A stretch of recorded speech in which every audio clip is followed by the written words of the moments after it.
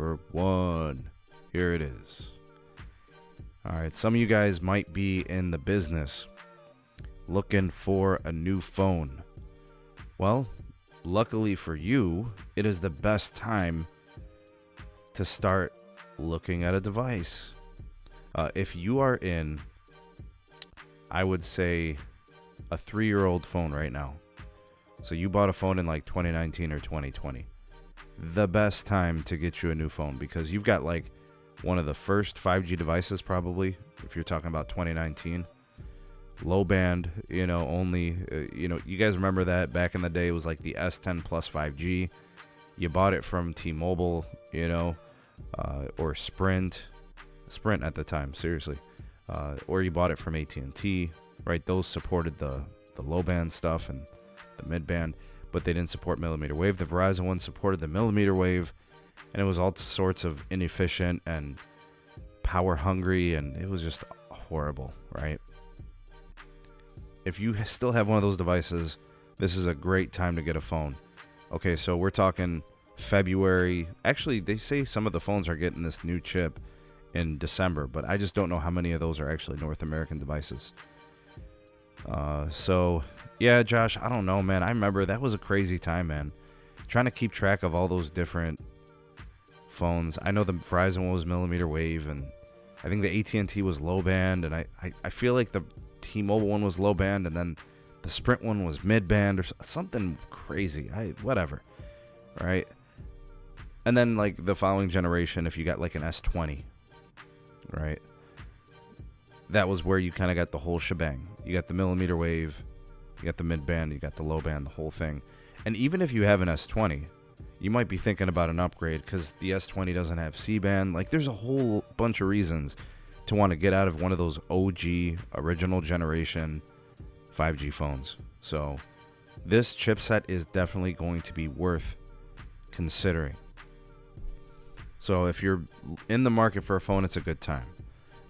In North America, United States, you're probably looking at something like a Samsung Galaxy to start the year. Not cheap phones. You're going to be spending some money, but you will be getting the best in cellular. You will be getting the most powerful when it comes to like video rendering and editing. If you're a mobile tech creator, live streaming, the camera technology is going to be really good, I'm sure.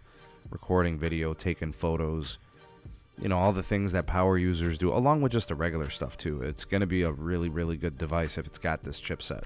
So the premium mobile platform, the Snapdragon 8 Gen 2, was announced this week at Snapdragon Summit on the Qualcomm campus.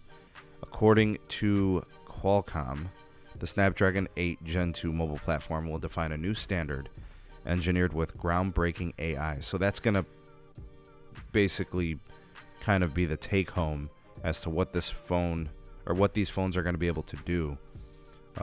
In terms of their special features, all built around this AI. Okay, so you got Asus, Honor, I don't even know what iQOO is, Motorola, Nubia, OnePlus, Oppo, Red Magic, Redmi, Sharp, Sony, Vivo, Xiaomi, Zinji, Mizu, and ZTE. The first commercial device is expected by the end of 2022. All right, so definitely throw Samsung into the mix there, the Samsung Galaxy line. They'll have this as well. Snapdragon 8 Gen 2 will revolutionize the landscape of flagship smartphones in 2023. It delivers groundbreaking AI, unparalleled connectivity, champion-level gameplay, enabling consumers to enhance every experience on their most trusted device. Okay. Professional quality camera experiences, automatically enhancing photos, videos in real time with semantic segmentation. So that must be some kind of a specialty feature that they'll be doing. It says here it will make the camera contextually aware of faces, facial features, hair, clothes, skies, and more. So it's going to use some software capabilities, some AI, some learning, machine learning, to be able to process the photos and the videos and enhance them for the different scenarios that you're trying to capture. All right, so new gaming features on the device, on the chipset as well. real-time hardware accelerated ray tracing that delivers lifelike light reflections and illuminations to mobile games. You guys might, for those of you that are mobile gamers, you enjoy mobile gaming, or for those of you that have been on the fence and kind of waiting for something more enjoyable, something more powerful, this might be the one, actually. All right, so that's something worth considering. Additionally, the Adreno GPU is up to 25% faster in performance. The Cryo CPU enables up to 40% more power efficiency. So obviously it's going to become more draining on the battery to do all those cool things and all these features, but it looks like it's basically going to be offset. So it's going to be more powerful, but it's also going to be more efficient. So you'll keep pushing it as hard as you can, but it'll, you know, the battery savings just kind of sort of offset in a way. Let's see here. From the connectivity side, it's going to be the best in 5G, Wi-Fi, and Bluetooth, enabling breakthrough 5G upload and download speeds, coverage, latency, and power efficiency. From what I understand, even going back to last generation with the X65 modem, the coverage, like the edge signal, was really good in the Galaxies. So, I mean, I will tell you guys, sometimes I'm really impressed how good the dish service is on the S22 when it comes to the range on N71. So that has impressed me. So I will kind of tell you that if it's better than the X65, then that's a great improvement. With standalone services, we're probably expecting latencies to start to dip. Power efficiencies, we're really hoping for that. 5G modems have been killing battery life for the last couple generations. We'll see what it does with download speeds. I know that it says that it can do like up to 10 gigs per second. It's nuts, guys. That is crazy. And I'll test the Wi-Fi. We'll see if it's any different than the S22. I'm definitely going to get, you know, one of these newer devices with this. It is the first Snapdragon platform to support 5G plus 5G 4G dual SIM dual active, DSDA. Enables the use of two 5G SIMs at once. Okay, so something I noticed about my S22 with Dish, the two SIMs on the phone are occupied, even though one's physical SIM, one's eSIM. And then it runs one as LTE and the other one is 5G, because you can't do it the other way. You can't go 5G, 5G, right? It's 5G, 4G.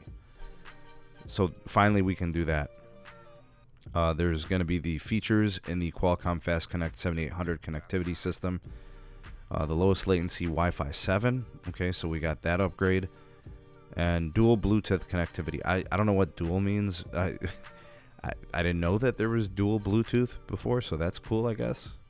Last I checked, it was like Bluetooth 5.2. I don't know, so there must be something else coming.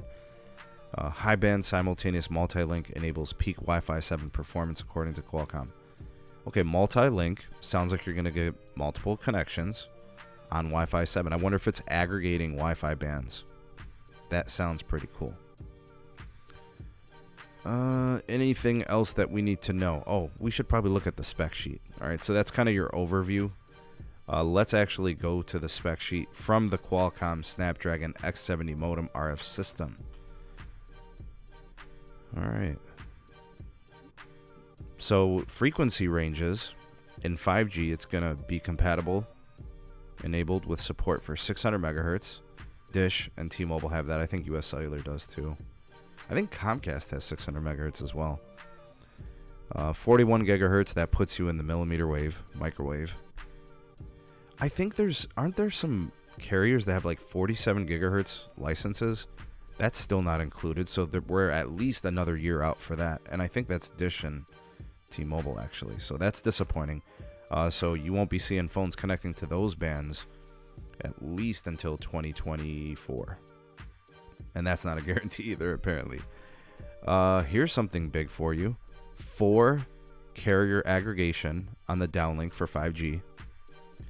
2 uplink carrier aggregation in FDD and TDD mode. So that's going to be important to N77 for Verizon. That's also going to be important for N77 for T-Mobile and AT&T. All right, so that's going to be pretty big. You guys are going to start seeing some pretty tremendous uplink from T-Mobile and Verizon. And hopefully it helps AT&T too. But those two are way ahead in these types of things. Also, I'm expecting N48 to become a player in this. All right, so we'll see that launch from Verizon, and that'll be a difference maker. Who knows? Maybe T-Mobile does something with it. I know they got some licenses. Dish should be doing something with N48 as well. I don't know if their radios are doing it, though, so they might have to put up some secondary radios. Pixel has the 2X uplink carrier ag. I know it does. It's got a nice chain for the uplink. Millimeter wave sub-6 aggregation, so there it is. Verizon millimeter wave plus Verizon C-band. Nice. You might see T-Mobile experiment with this as well. All right. And AT&T, because they all do a little millimeter wave. Verizon does more, obviously. Bandwidth aggregation, increase attainable speeds.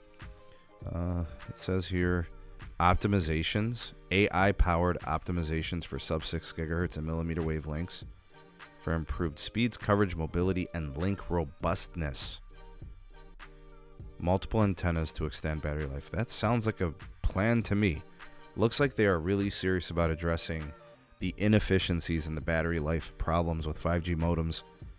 I gotta tell you guys, I'm pretty happy about this. This sounds promising. Anything else we need to know about the X70? Operators can minimize latency. All right, that's probably going to be through standalone service. So like T-Mobile, Verizon, AT&T start launching standalone 5G. The X70 will be able to really flex. It says here the architecture is up to the release 16 expansion. All right, so that's good. 10 gigabit per second peak download speeds. 3.5 gigabit per second peak upload speed. Yeah, I don't think any carrier is going to be doing this. What do you guys think? You think we're going to get like 1 gigabit per second uplink this generation? Let's start there. You know it's going to be millimeter wave. And latency, obviously. And there's one more thing about the millimeter wave. I'm hearing that the millimeter wave can finally go standalone. That's what I hear. All right. I think it says it right here, actually. All right, so here's the Qualcomm 5G AI suite. I linked this in the show notes so you guys can check it out yourself. Rel 16 support, 60% improved power efficiency. All right, we really needed that. The 5G modems have been a nightmare. Ultra low latency suite. All right, we'll see how that turns out. We need carriers to launch a standalone network. Then we can start talking about low latency. We need to get under 10 milliseconds for me to be impressed. Like, on average, 8, 9, 10 milliseconds. All right. 5G millimeter wave and sub-6 aggregation. So for Verizon, that's going to be N77 plus N260 or N261. Throw in the N48 as well. They've got like N5 in some places, N2, N66. They got stuff like that. 5G millimeter wave standalone. Finally. Because we want to see uplink and millimeter wave become, really robust. 400 megahertz of spectrum on uplink. I mean, what are we going to see? We're going to finally see gigabit speed uplink. That'd be nice. The dual SIM, dual active with millimeter wave support. Millimeter wave multi-SIM. Comprehensive 4-carrier aggregation and 5G across FDD and TDD. So that's good for all things 5G. Switched uplink. That's FDD to TDD switching in SA mode, because the last conversation I had with Zero Cool, we were discussing FDD and TDD problems with uplink. This is going to be huge. For those of you that have been having trouble with N41, this could be potentially game-changing for you. Like me, I've been having problems with N41 uplink. In fact, it's been better for me switching down to N71 for uplink. So this is a welcome tool right here, the switched uplink. And hopefully like the networks are smart enough to where it does all the switching, on its own, everything being software defined. Probably is going to be a huge boost. What else we got here? The power saving, all that stuff is in there. Signal boost antenna tuning, that should be cool. That should help out coverage, edge cell connectivity. voice over NR support, so you're going to get 5G voice calls. Anything else here we need to know about? There's the 10 gigabit per second download speed, 3.5 gig uplink speed, wideband envelope tracking. There's all the aggregation stuff. All right, they do have band 46. I wonder if that's going to go 5G. Dynamic spectrum sharing, we've had that for a while. Still does support CDMA. Why? I have no idea. LTE is there, CBRS is there, GSM is there, so you guys can take these phones overseas because they still use a lot of this stuff.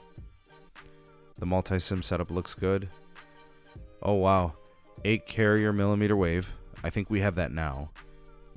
800 megahertz bandwidth millimeter wave. I think we have that now. 300 megahertz bandwidth in sub-6. So let me get this straight. Since you're going to be able to aggregate 4 carriers, right, on 5G, that means you could do 2 channels of millimeter wave, and you could do 2 channels of midband. So technically, Verizon could do 800 megahertz of N260, 200 more megahertz of N260, because I think they have 1,000 megahertz here. And then they could do 100 megahertz of N77, plus another 40 megahertz of N77. Or they could do 40 megahertz of N48. Holy crap. And then we could turn this around for T-Mobile too. Right? They've got like 1,000 megahertz of N260 or something, or 261, I forget, whatever it is. 258. They got all types of frequencies. So they could do their 800 megahertz plus an additional 200 megahertz, plus 100 megahertz at N41, plus an additional 60 megahertz at N41. You could just, if you wanted to. And if you don't have millimeter wave, then it's going to be 100 megahertz at N41, 60 megahertz of N41, and then, I don't know, they're running 20 megahertz of N25, and then probably 10, 15 megahertz, 20 megahertz of N71. Finally, carrier aggregation in the 5G bands. Standalone networking. Here we come. All right, are you guys excited about this modem? The Snapdragon X70 5G modem. Are you excited about this chipset? Because here's the thing. It's not just the modem that you get with a phone, right? Like, we care a lot about cellular, but you also get camera upgrades with these new phones. Camera features with these chipsets. You're getting a lot of good stuff, man. I'm excited. I'm pretty excited to the point where I'm probably going to be ready to trade in my S22 right off the rip. I guess I just kind of changed my mind. I don't want to keep my S22. I'm going to trade in my S22 and upgrade to an S23.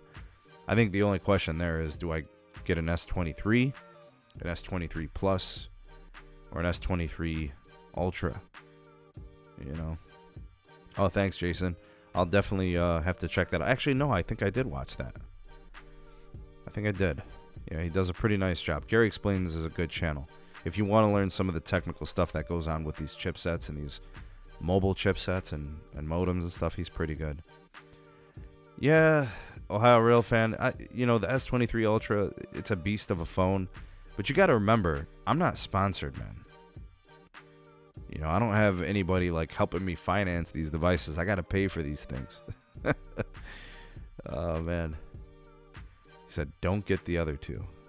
Bro, you need that zoom camera in your life. Go Ultra.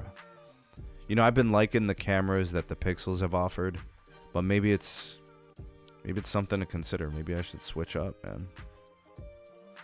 Oh, no, man. You guys are awesome, man. You guys do plenty. You guys do enough. Maybe I'll just bite the bullet and go ahead and try the Ultra this time around, because I went with the regular S22 this year, and my only regret is in the battery life, because the phone is small, so it gets hot and chews up the battery life. All right, so that's that. That covers the chipset. We're excited about it. All right, transitioning to this next story, and I'll just move me for a second, just so I can make sure I get to the title there.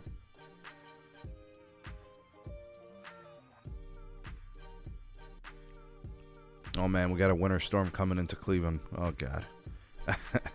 Cox firms up mobile prices. expands coverage, and preps 5G network. Okay. Garbage can residue Cox is on the move. Cox Communications, America's third largest cable company, recently expanded its mobile coverage area beyond 3 initial test markets, the company told Light Reading. Cox Mobile launched in August in Hampton Roads, Virginia, Las Vegas, Nevada, Omaha, Nebraska. Earlier this week, the company expanded service across Louisiana, the Gulf Coast, Central Florida, Middle Georgia, Northern Virginia. Service is only available to Cox Internet customers. So here's how your pricing is going to work if you want Cox Mobile. They've got 2 plans. You have plan number 1, unlimited talking and text. Customers must pick data, either at $15 per month for each gig, or unlimited data for $45 per month. The company said that pricing applies to each line of service, indicating it has not released family plans like its bigger cable peers. No family discounts. You got it daily, no problem. Cox Mobile pricing is as expected, and costs about the same as Charter and Comcast mobile services. Those 2 companies have been offering mobile service for several years. Combined, they have 10 million customers. So Cox is getting involved in junior cable, selling wireless. All right, so I don't know if you guys remember this, but back in the day, Cox had a deal with Sprint. Sprint gets consumed by T-Mobile. That means Cox has a deal with T-Mobile. Cox doesn't want T-Mobile. They then decide they want to go with Verizon on an MVNO agreement, and that was a big thing. It actually went to court. I believe Cox got their way, ended up dipping and dodging T-Mobile and bailing on that, and they went with Verizon instead. So if you are going to use Cox service, you have to be aware it is on the Verizon network. And everybody says Verizon, is, super congested and no good, but all these MVNOs want to use it. Cox Communications on the lookout for senior wireless RAN engineer to aid our wireless engineering team in the deployment of our state-of-the-art 5G NR networks. Okay, so they're building out a 5G network too. So not only are they going to be using Verizon as their MVNO, but they're building out a 5G network. I didn't even know that Cox had licenses, because it might just be CBRS, right? It says here, right here. They purchased 3.5 gigahertz CBRS spectrum across its cable footprint. Both Comcast and Charter have said they plan to use the spectrum to build small-scale 5G networks in select locations in order to reduce the amount they pay to Verizon, basically offload. Comcast is using Samsung gear. I'm expecting Cox to probably do the same. They're going to copy off of Comcast and Charter. Cox has a lengthy history in wireless. The company built a 3G CDMA wireless network using 700 MHz spectrum Huawei equipment in 2010. It also sold mobile services through a Sprint MVNO during that period. However, it shuttered the business in 2012. They didn't do much with it. I don't even remember it. That predates my channel. Okay, so now you guys know Cox is going to be selling mobile service. They're going to be making a CBRS 5G network. You know the pricing. You know the MVNO agreement. I don't know if you care all that much, but at least now you know. Jeez, man. I couldn't recommend it.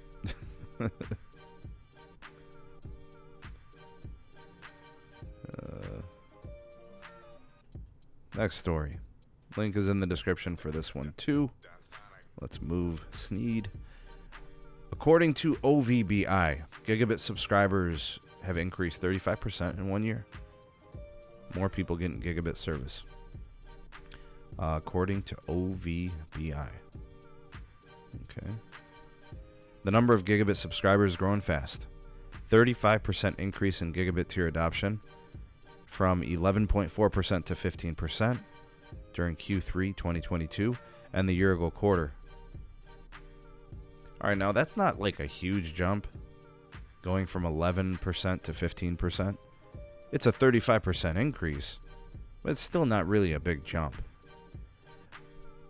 I think the reason why we're seeing this, though, why we're seeing the increase, is because more people have a gigabit tier option today than they did a year ago. Because people will take a gigabit speed tier. If a company was only offering them like up to 500 megs, and that's the highest capacity and that's the best, well, they'll take that because it's the best. But if you start to offer them gig service, they'll consider it. And of course, that's good for the provider because they can sell it for more money. There are consumers who definitely legitimately need gigabit speed tier, especially when it comes to uplink. I think about my brother-in-law, what he does in his profession. You know, you think about what I do with my channel, uploading 4K content. You can't do that over 10 megabits per second uplink. I mean, you can, but it just takes forever. It's painful. So a lot more people take advantage of this as it's, you know, becomes available. That's really a fiber tier if you think about it, because cable can't do this. Maybe DOCSIS 4.0 breathes some life into some uplink, but gigabit speed tiers is the bee's knees. It says here, gigabit tier provisioning had increased by more than 600% since the third quarter of 2019. It was hardly available back in 2019. It's become more of a staple at this point. The firm found that over the past year, the percentage of subs provisioned from 200 megs to 400 megs doubled from 27.4 to 54.8% of the third quarter. All right, guys, so we're starting to see a couple of trends. Number one, gigabit speed tiers are becoming more common. Number two, people are upgrading their speed tiers. Even the entry-level plans that are closer to like 200 megs, people are adopting the 400 megs. They want more speed. OpenVault found that at the end of the third quarter, only 4.7% of subscribers opted for speeds less than 50 meg. Only 4.7%. So out of 100 people, less than 5 are taking the lowest speed tier if it's under 50 megs. Less than half the figure from the third quarter 2021, when 9.8% were in the category. People need more bandwidth. People need more throughput. 50 megs ain't going to cut it. The only situation where I could see 50 megabits being enough is if it was like literally one person, one TV, one desktop or one laptop, maybe, you know, a tablet, you know. If all those things were connected simultaneously, you'd probably have problems. There just isn't enough throughput there, not enough capacity. So I think like 100 megabits is probably more realistic as an entry point. 200's a much more modern offering. I think 500 megabits per second symmetrical is probably like the sweet spot. And then people just seem to really like gigabit speed. If you offer it to them, they'll buy it. And I would venture a guess that the provider could probably sell the gigabit speed tier for like 25% more than the 500 meg speed tier. So people might be willing to pay like 50, 60 bucks for 500 meg. They're probably willing to pay 70 or 80 bucks for full gig service. So the trend is impacting bandwidth usage characteristics with faster growth in power users, medium bandwidth usage. Faster speeds are fueling greater consumption. That may be reflected in the need for greater capacity in the future. So we're seeing more people going from 200 meg to 400 meg. We're seeing more people adopting the 1 gig speed tier. We're seeing increases in the 100 to 200 meg upgrade. That's up 10%. The 50 to 100 megabit per second upgrade. That's 8.4% increased. And then the 500 to 900 meg increase is up 6.7%. There's your breakdown right there in terms of the visual. People really liking the 200 to 400 meg range, 54%. But the 1 gig speed tier, I'm telling you guys, that's the sweet spot for people that want to upgrade. Okay, let's look at usage. How much data are people using? Average monthly usage of 495 gigs. That's up 14% from third quarter 2021. So year over year, people are using 14% more data. That average used to be 435 gigs. It's the Q3 number is also slightly higher than Q2. The average was 490, so it's up like 5 gigs. So basically the same, not much. year-over-year growth of power users. They define the power user as 1 terabyte or more. That's up 18%. More and more people using a terabyte. 13.7% of all subscribers are power users. All right, so 13 or 14 out of 100.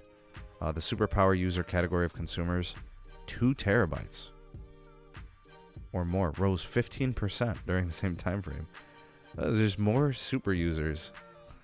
Guys, this is not mobile users. We're talking about home users.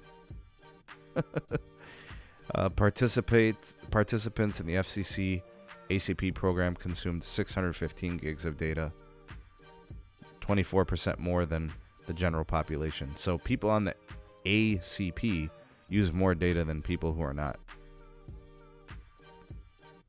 It says here, last spring, the average gigabit subscriber used 1 terabyte monthly. Good numbers. What do you guys think of those numbers? People love their datums. Ricky's saying Netflix is a data hog. Absolutely. Video content. I mean, you can do the math, right? You could basically just take the resolution that you're going to watch TV or movies or whatever. Take the resolution, however long you're going to be watching for, multiply it. You can calculate how many gigs you use. The more 4K content that comes out, the more 4K resolution people consume. People record and play back. People are uploading to the cloud. People are downloading from the cloud. You know, files are getting uploaded. More and more YouTube. People are consuming Netflix, Hulu. Most people have moved away from cable TV. What's up, Anthonius? Yep, so those are trends. Oh, more from OVBI. Broadband download speeds are up nearly 100 megabits per second. So just to kind of put a bow on the last thing. Yeah, speeds are up too. Sheesh. All right. Okay. Let's go ahead and transition over to this next story from Verizon. They've created a new organization dedicated to the value market. This is from Sue Merrick, Fierce Wireless. I got the thing in the show notes there. All right, got this new blonde lady. She's going to start her job, her position, January 1st, 2023. Her name's probably Oksana or something. Oh, it's Angie. My bad. Verizon is creating a new home for all of its prepaid and value brands called Verizon Value. That's going to be the name of the organization, Verizon Value. So that's probably going to be like Total by Verizon and all that other stuff. So Angie Klein is going to be the SVP and president of this group. So they just for prepaid. So it's not going to be Manon. I thought Manon was going to run this because she's head of the consumer group. So maybe she oversees this, right? I don't know. It says she's going to be part of the team. So maybe it's her and Manon. I don't know. What's going on, Kimon? So they got the TracFone business, Straight Talk, SafeLink, Total Wireless. This is the next step in the evolution of our strategy, according to Manon. 23 million subscribers within the value market. They do have a lot of customers. Page Plus, Net10, Go Smart. They're going to still be serving those customers, at least until November 2024. And in California until November 2026. Part of the FCC mandate. Klein is a 19-year veteran at Verizon, so she's not new to the company. Currently she is the Chief Revenue Officer of TracFone and Verizon Prepaid. So if you notice, Verizon's keeping the TracFone people on the TracFone side to kind of run it. Oh, she also runs Verizon Prepaid, and she's the CEO of Vzw. Prior to her current role, she served as SVP of the consumer segment marketing. She developed pricing plans for Verizon's consumer postpaid and prepaid businesses, as well as the company's consumer-focused Fios and the 5G home offerings. Actually, folks, this lady has been really active at the company. She clearly is well connected to the strategy at Verizon, brand strategy, product development, all the prepaid stuff. She's been the architect of all that. Okay, so they didn't just hire or promote some bum. She's the one, right? Hey, thanks, Ohio Rail fan. Appreciate that. Thanks for the super chat. I'm just trying to do my best, man. Thanks. Appreciate you. All right, so now we got this new group, Verizon Value, the Verizon Value Group. There you go. Just another thing. I don't know if Hans thinks this is going to be effective. Okay, Verizon CFO, Chief Financial Officer Matt Ellis, gave us updates on C-band. The financial guy is giving us updates on C-band? All right. Linda Hardesty, Fierce Wireless. At the Morgan Stanley European Tech Media and Telecom Conference this week, Matt Ellis, the Verizon CFO, talked a bit about the carrier C-band deployments in the U.S. In addition to deploying C-band in its initial 46 markets, Verizon is in the process of working with satellite operators to clear another 30 C-band markets this year as part of the first tranche of its spectrum winnings. All right, folks, let's count here. You got the top 46 PAs. You got an additional 30 that they're going to early clear. That puts them at 76 markets. I think they're probably going to hit that 200 million pops during Q1 of this next up and coming year. Nice, Lavendi. Nice, man. All right, guys. I'm telling you, the Verizon network is getting upgraded fast. Verizon is picking up the pace even faster than what we know. They spent $45 billion on C-band at the auction. They say they currently have C-band in 160 million pops. He said it will be at 200 million pops in the first quarter next year. The team has done a phenomenal job bringing a huge amount of capacity. I have to agree. I think that's an accurate statement. If they are at 200 million in the Q1 of next year, you can definitely say that the team has done a phenomenal job. You can say what you want about Verizon plans. You could say they're not competitive. You could say they don't have value. You can say they're expensive. You could say they're outdated. You know, you could say AT&T's and T-Mobile's are better. But you can't question the dedication to building this network out really fast. They really are. The second tranche of C-band that is expected to be cleared in December of 2023, and with Verizon early clearing some of that, it shows that they're accelerating the build. Asked if Verizon will ultimately put C-band on all of its towers, Ellis said, "You should expect us to have C-band pretty much everywhere we have the 4G network today." And so obviously a lot of the initial deployment is on existing towers. And if we need to add in between, we can. We have a large number of sites that we can just go to, put C-band radios up, but already have backhaul and power in place. Okay, so here's a couple of things from here that are important to know. It looks like they really do want to put C-band on basically every single tower site. He says wherever you got 4G radios, we want to update with our 5G radios. So if you got tower sites with 4G LTE and other 5G technologies like DSS and all that, they're going to put C-band on there too. Obviously, the initial deployment is going to be on existing towers, but it says here they want to put up some new sites. So they're going to densify as well if they need to. We'll see how much they densify. They do that a lot with C-RAN and small cells. He says we have a large number of sites that we can just go to and put up C-band radios. And they already have backhaul and power in place. So on the sites that only have like a couple hundred megs of backhaul, upgrade to 1 gig, upgrade to 10 gig. You know, in places that already have power. See that when you build a tower from scratch, those are the things, the logistics you have to solve. You got to get a permit, right? You got to get a build. You know, oftentimes you have to do like these like proposal things. When I used to talk to RF about this, they do like these studies and all this, and then you got to, you know, erect the pole, monopole, find, you know, whatever infrastructure, and then you got to build, and then you got to get power. And actually, I've talked to RF engineers and technicians They say power is often like the hardest thing to do. So, and they're just going to climb and do this, and you can have upgrades in a couple of days, and you could be live in a week, you know. All right, Verizon Capex, spending money. Verizon has said it's going to spend an incremental $10 billion over 3 years, 2021 through 2023. So they're right in the middle of that. He said the way that's shaping up is we spent just over $2 billion last year, which was really a 9 to 10 month window rather than a full year. This year, we said it would be $5 to $6 billion. I remember when they said that. That was at an earnings conference. We're certainly well on track to be well within that range. So that leaves kind of, call it $2 billion to $3 billion next year to finish out.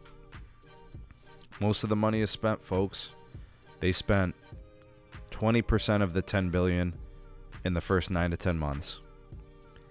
And then this year, they spent about 50 to 60% of it. So all that's left is about 20 to 30%. He said Verizon will indeed get a nice step down in CapEx. That's music to investors' ears. Slow down the spending, pay down some debt, pay out dividends.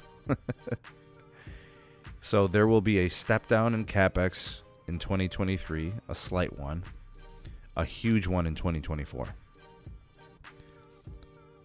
He said Verizon expects business as usual CapEx to be $17 billion. All right, so they were creeping up to the 18-19 billion. They're going to step back to 17 billion after this, but then C-band is done. C-band got a dedicated 10 billion, right? With 2 billion year one, 6 billion year two, and then 2 billion year three. All right, speaking about fixed wireless access, 5G home internet for Verizon. 2022 has been a year focused on fixed wireless access for Verizon. We have growth, 194,000 net adds in Q1, 256,000 in Q2, 342,000 in Q3. Let's look at that growth, folks. Almost 200,000, then we got like 250,000, then 340,000. You see that sequential growth? This is a driving growth factor for Verizon. Do we see 400,000 in Q4? Maybe. Probably be close. Should be at least 350,000. These ads are split between Verizon consumer and business. These numbers, by the way. If Verizon was more competitive in wireless and mobile, these numbers would probably be better, actually. He said on the consumer side, it's garnering customers who are not happy with their previous broadband service. He noted that Verizon is used to marketing and servicing home broadband accounts because of the experience with Fios. So they know how to deal with home internet customers.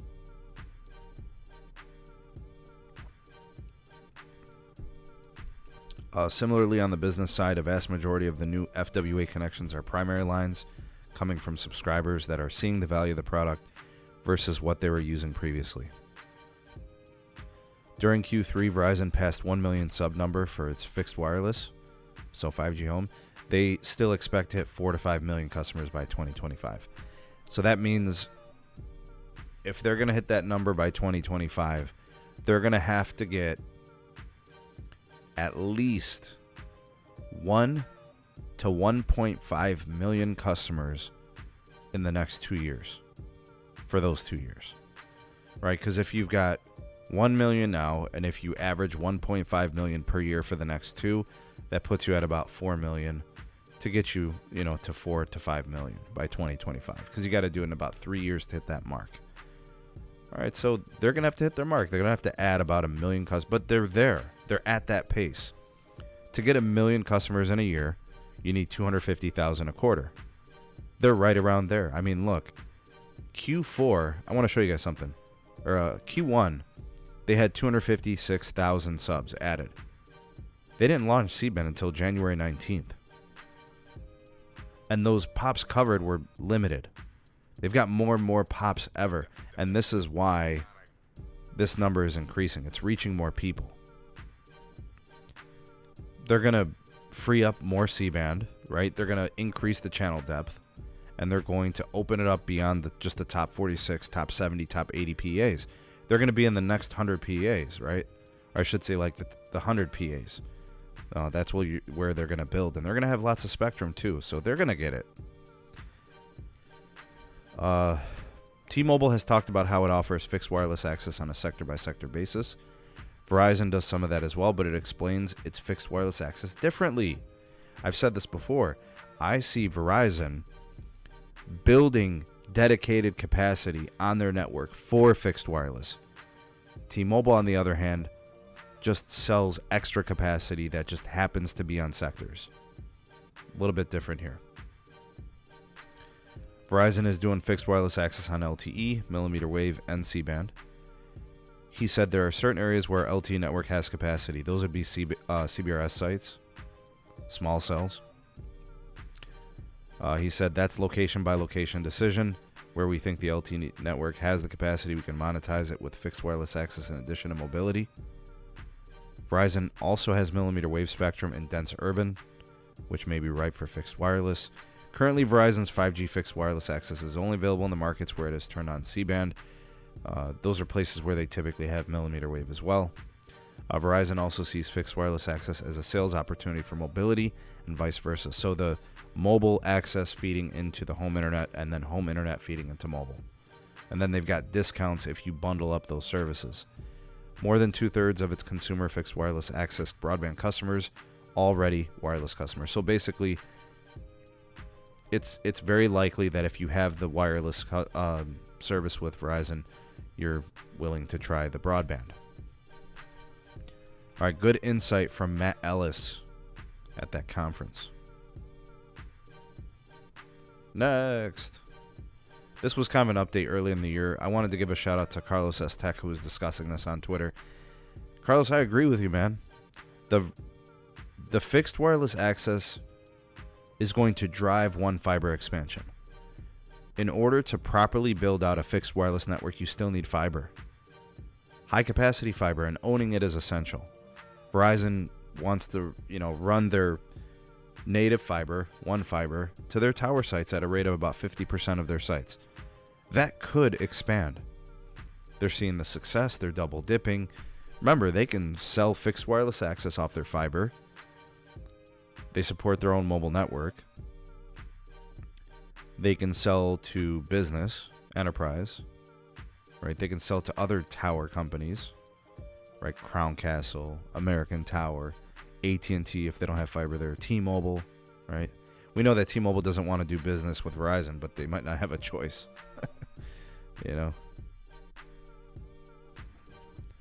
All right, so those are things to consider there. I agree with you, Carlos. And then Fios, expanding in Vegas. Why not? You're already building out for your mobile network. If it's cost effective and it can work and you can run fiber to premise without trouble and it's easy and the ROI is good, might as well do it. People want gigabit service. I mean, with the XG-PON, they're doing multi-gig service now. They're doing 2 and 5 gigs per second symmetrical. So I agree with you, Los. I do think we're going to see more Fios coming. All right, and then this is kind of like the big news of the week. Verizon lets potential subscribers test its network for free via the eSIM. All right, so eSIM is facilitating opportunities for people to try out networks. You can try out the AT&T network by signing up through the Cricket app or service. They give you 3 gigs to try for free, 3 gigs of data. T-Mobile's got the 3-month. I think it's 50 gigs a month or something. Right? You could sign up for their, I don't know, what is it called again? I forget. I don't know, their test trial thingy. Now Verizon's going to do it too. You can try the Verizon network for 30 days.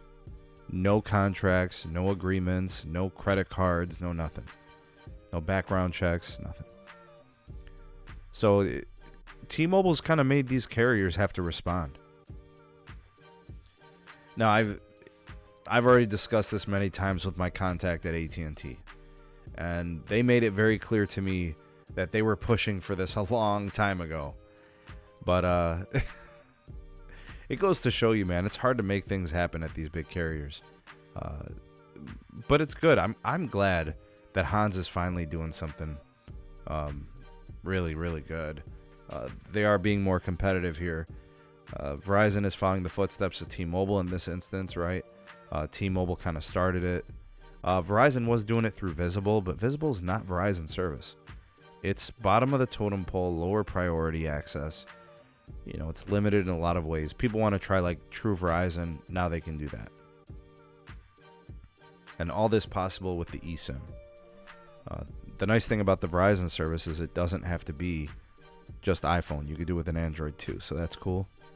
So if you got a Pixel from like, it goes back to the Pixel 4 XL and 4. If you got an iPhone, it goes back to the XR XS. If you have a Galaxy, I think it goes back to the S21. Alright, so as long as you got an eSIM, you could do this. QR code, app, and get it done. 30 days, 100 gigs of data, 4G, 5G, everything. I do hear that there's some limitations, like I think it's 720p data, 720p video. I don't know how much you could use for a hotspot. I would assume most of it, if not all of it. You know, if you want to hotspot it. Here's the thing, folks.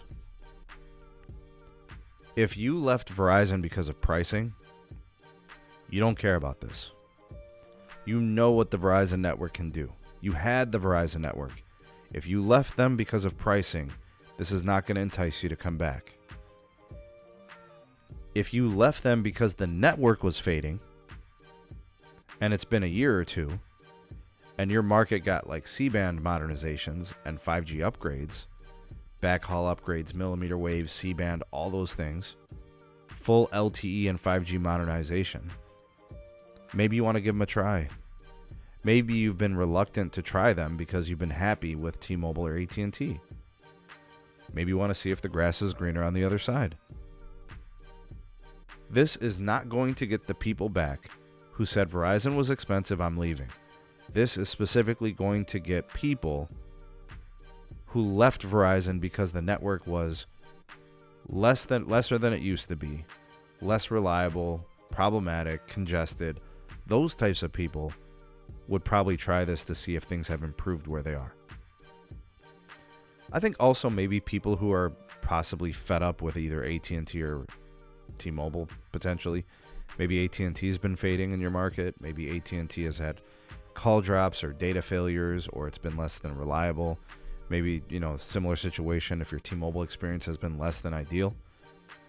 And, you know, Verizon wasn't much better, but maybe they got better.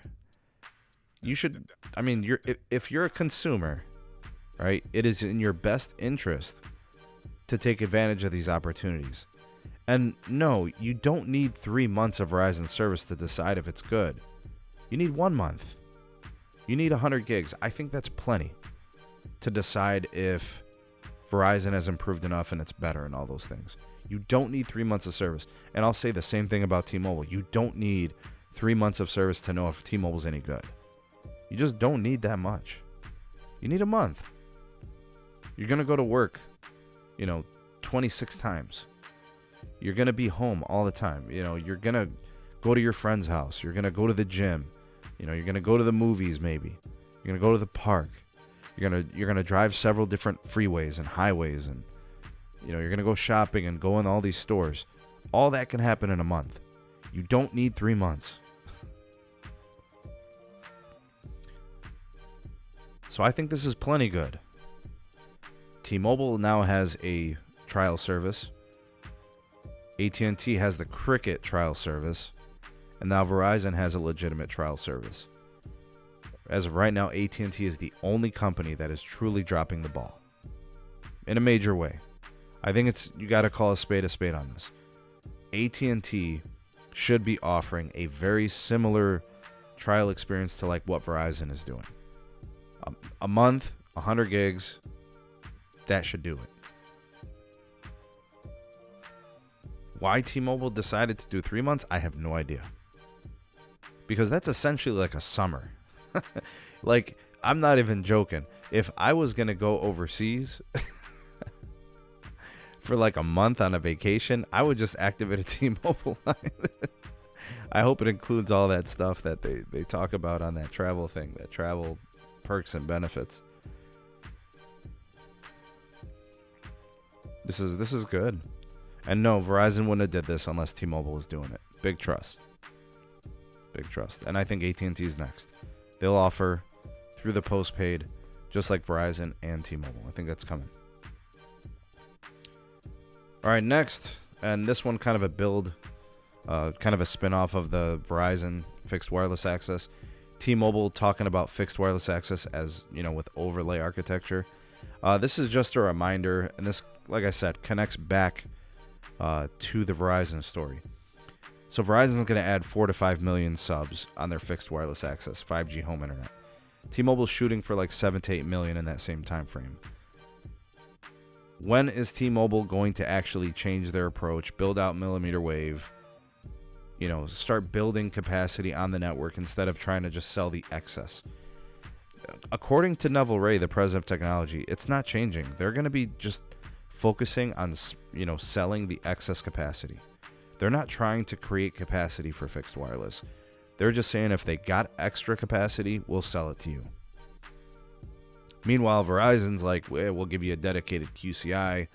We're creating capacity on our network for this. We're making our network a multi-purpose network with direction. The T-Mobile story is just a little bit different. It's like we got extra capacity because we did these upgrades, and we'll take on 5, 10, 15 home internet users on this sector. They're willing to do it. That's how they want to do it. And they don't have a QCI for that service, T-Mobile. They don't have a guaranteed speed outside of, I think, their fundamental connection speed of like 50 to 100 meg. Most people that use the service get that at least. Some people have been seeing congestion and stuff, so we've seen issues. Oh, alternate reality is saying no overseas data for the trials. That sucks, man.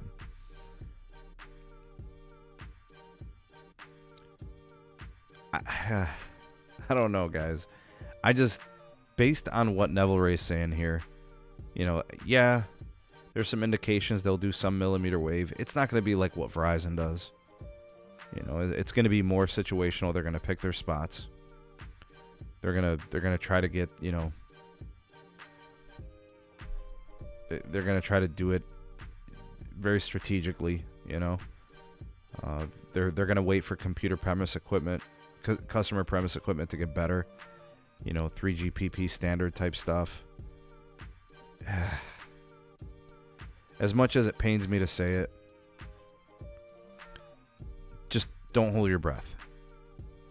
Don't hold your breath for a day where T-Mobile's building out an extensive millimeter wave network. It's always going to be situational. It's always going to be in spots where it's absolutely necessary. The mobile network needs it, and then fixed wireless access just put the cherry on the top. They're going to do everything mostly through mid-band, and they can do a good mid-band network for sure. But the days of us hoping for like a QCI and stuff, I just don't know when. Who knows? Maybe with standalone 5G, maybe that becomes something that has some legs or whatever. But based on what Verizon is telling us, we know where they stand with their fixed wireless and 5G home. We kind of know what to expect from T-Mobile. Don't hold your breath. Be realistic. What you see is what you get. Excess capacity, you want it, you can have it. If we don't have it, we can't sell it to you. That kind of deal. And we'll see how it plays out. With Verizon and AT&T and T-Mobile doing it differently, we'll see which works out better. And actually, that's a good question for you guys. And you can comment in the live chat. You can comment in the comment section on Replay Crew. Do you guys like the Verizon approach better, where they build the capacity on the network for 5G home internet, or do you like the T-Mobile, their layout better, their format of just selling excess capacity? Because I get a different feeling when the executives talk about fixed wireless access. I get vibes of direction and dedication and priority and all that from Verizon, and then with T-Mobile, it's just like, look, we're building out this 5G network. The priority is always going to be mobile users. There's some times where we got some excess stuff. Yeah, we'll sell it to some home internet customers. It just feels, like that's not going to change anytime soon. But that's it. That's all the stories, guys. That's everything we wanted to cover in tonight's show. Appreciate everybody for their super chats, and thank you to everybody that were here, all the members. all the fine folks of the SMT Nation. You guys are great. Maybe this is your first time here, first time, watching, listening to the podcast. I want to welcome you, and, definitely join us for some more shows in the future and all the episodes that we upload, all the content, speed testing and news and commentary. We got it all for you here. Subscribe for more and turn on the bell notifications icon so you never miss an upload. By the way, you can become a member.